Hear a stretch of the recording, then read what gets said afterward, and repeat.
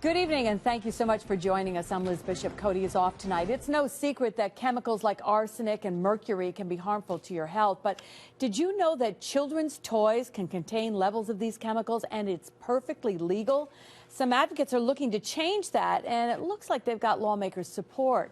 Our Capitol correspondent Kimberly Howard is live in our Albany newsroom now to talk more about this. And Kimberly, tell us about these Child Safe Products Act. Well, Liz, if this all sounds familiar, it's because this has all gone before the legislature before year after year, in fact, but it's never quite made it through. Advocates say when you consider that these chemicals can cause cancer, learning disabilities, and reproductive problems, this should be a no-brainer. And this year, they're hoping this idea can finally become law.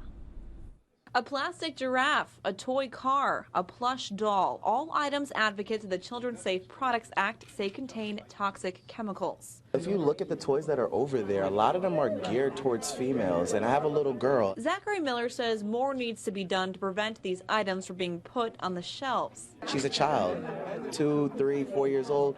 She was putting things in her mouth, and you're just like, did she get sick?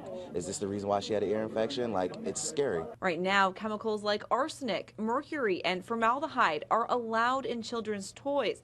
Advocates from the Just Green Partnership are looking to change that by requiring the state to publish a list of high concern chemicals. Manufacturers would then be required to report if their products contain any chemical on the list, and eventually they'd have to phase them out. What we are trying to do is really begin to turn off that tap of toxic chemicals in children's products, and that's what this legislation does. But this isn't the first time lawmakers are considering this type of bill. Toxic toy legislation in New York has been in the works for more than 7 years, and it's failed time and again. It's a no-brainer passing the bill, and we just need to convince the leadership to bring it to the floor for a vote.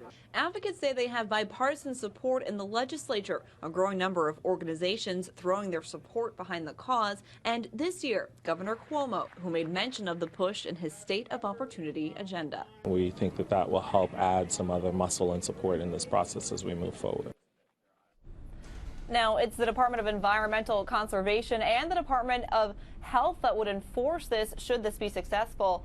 It's the manufacturers that would be penalized for violating this, which is different, by the way, than the legislation that was passed in Albany County a few months ago. More on that coming up at 6. For now, live in the Albany newsroom, Kimberly Howard, CBS 6 News.